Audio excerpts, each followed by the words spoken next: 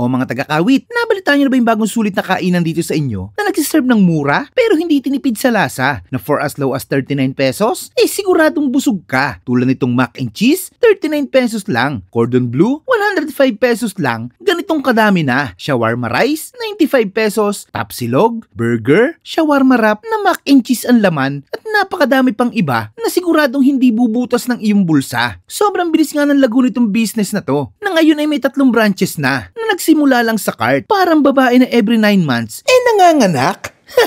Napakalupit. Paano ba naman hindi? Bukod sa mura ang mga pagkain dito, siguradong masarap. Natikman mo na ba? Kung hindi pa, tara, banatan na natin yan. Let's go.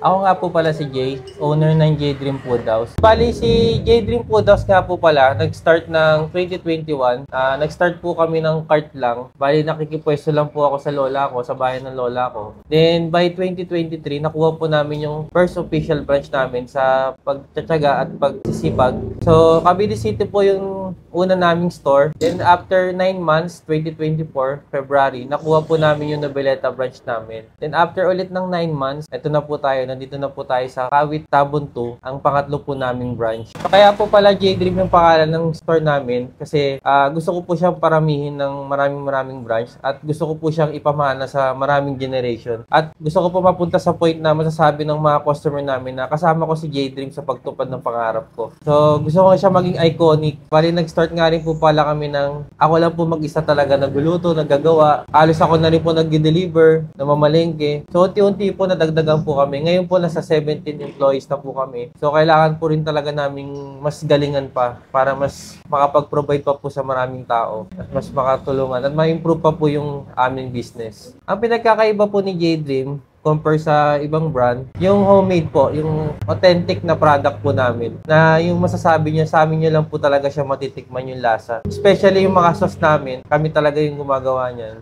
Pati yung mga beef namin, mixture, talagang ini-ensure po namin yung quality yung lasa niyan. Kada bago i-marinate, paggawa ng sauce, as in lahat talaga ng procedure, kami po yung nakakaalam at nagmo-monitor na nagme-maintain nun. Kung sa Cavite ka po kakain, then kung sa Kawit ka po kakain, yung lasa at appearance ng product po namin, hindi po magbabago. So bali sir, nag-offer nga po pala kami ng mga rice meal, snack, burger, milk tea. For as low as 39 pesos, meron na kayong mac and cheese. 49 pesos, makaka-avail na kayo ng wrap. And burger naman po, 55 pesos. Yung rice meal po namin, nag-i-start ng 70 pesos to 105. Almost po lahat ng product namin, homemade po namin. Then yung mga sauce din po namin, then 70% po ng product namin is puro ma-cheese. So bali kami rin po lahat ng gumagawa niyan. Then may bago po kaming product, lumpia with rice, gawa rin po namin. Then longganisa with rice. Punta lang po kayo dito sa may 003 Gregoria Street, Tabon 2, Kawit, Cavite. So ang landmark po sa tapat ng Sunrise Healthcare. So nag-open nga po pala kami ng 12:30 to 11:30 PM. Open for take-out, dine-in, and delivery. So, pag sa order po ng delivery, message lang po kayo sa page namin. Then, kung malayong-malayo naman po yung lugar nyo, pwede po kayo magpalalamove. Then, meron din po kaming Cavite City branch and Noveleta branch. Kung nag-open nga po pala ang Noveleta namin is 2 PM to 1 AM. Ang Cavite po namin, 8 AM to 4 AM. Bali, 20 hours po open yung Cavite City po namin. Maraming salamat po sa sumusuporta sa J-Dream na patuloy na sumusuporta. Alam ko marami na po kaming customer. Sana po madagdagan pa po. At tayo mga kabangers, nandito tayo ngayon sa J-Dream Food House dito sa Tabon 2, Georgia Street, Kawit, Cavite. Dinayin natin kasi meron sila dito mga bago. Ito yung bago nila. Pero itong mga ano dito, natikman na naman natin to dun sa kabila nilang branch. Ito yung paborito ko sa J-Dream Tapsilog nila. Panalo to. Simulan natin dito sa double patty burger. Yan o, grabe, nakakatakam. Laki. Ayun tayo.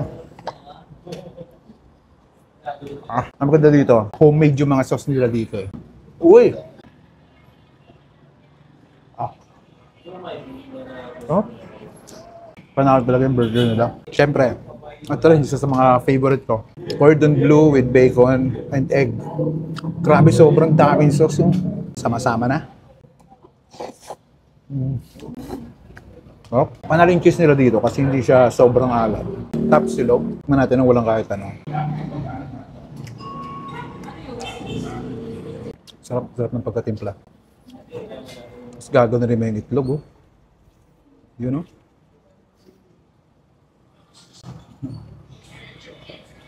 Ay, gravy. Grabe. Yung pinakantapa niya, sobrang lambot, manamis-namis na. Saktong-sakto lang yung alat. Kaya isa to sa mga favorite ko dito sa J Dream. Shawarma, mac and cheese, and bacon.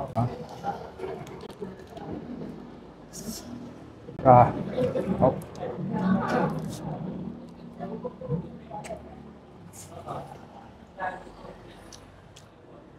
Shawarma rice. Solid talaga na ito. Mac and cheese, 39 pesos. Dami na rin laman. Shanghai.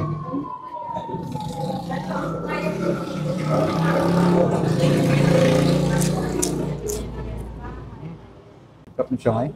Malaman na. Tapos natin, longganisa. Sarap ng suka.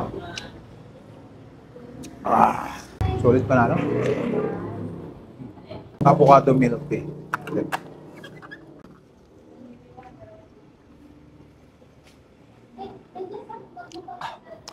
Sarap. Hindi siya ganun katamis. Tama-tama lang yung lasa ng panalo dito.